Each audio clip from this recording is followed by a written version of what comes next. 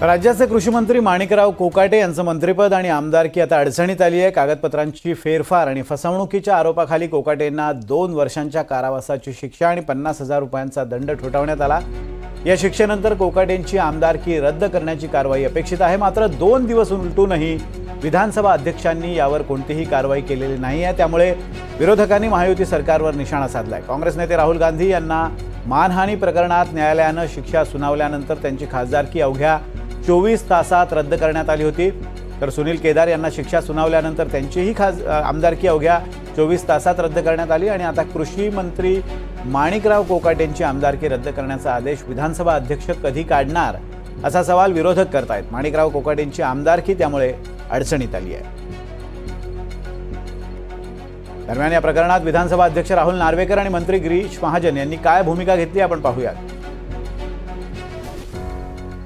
या संदर्भात संपूर्ण कायदेशीर प्रक्रिया पाळली जाणार आहे।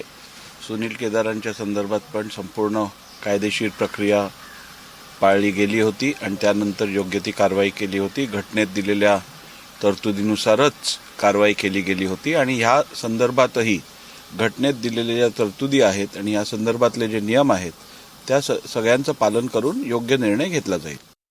ही कायदेशीर बाब आहे, थोडी टेक्निकल बाब आहे। त्या संदर्भामध्ये माननीय मुख्यमंत्री महोदय, दोन्ही उपमुख्यमंत्री महोदय हेही लक्ष ठेवून आहेत। मला वाटतं जे नियमानुसार असेल, जे सर्वांसाठी तर त्यांच्यासाठी होईल। राजीनाम्याची मागणी होते नाही, मागणी तर सगळेच करतात। आता धनंजय मुंडेंची करतायत, कोकाटेंची करतायत। अनेक वेळेला कुठे काही झालं, एखादं गोष्ट घडली की गृहमंत्र्याची राजीनाम्याची मागणी आपण 100 वेळा बघितली असेल। आता रोजच मागण्या करत असतात, पण ते नियमाच्या अधीन राहूनच करावं लागेल। मला वाटतं तांत्रिकदृष्ट्या सगळी बाब तपासली जाईल आणि त्यानंतरच राजीनामा घ्यायचा नाही घ्यायचा, द्यायचा नाही द्यायचा याच्यावर निर्णय होईल।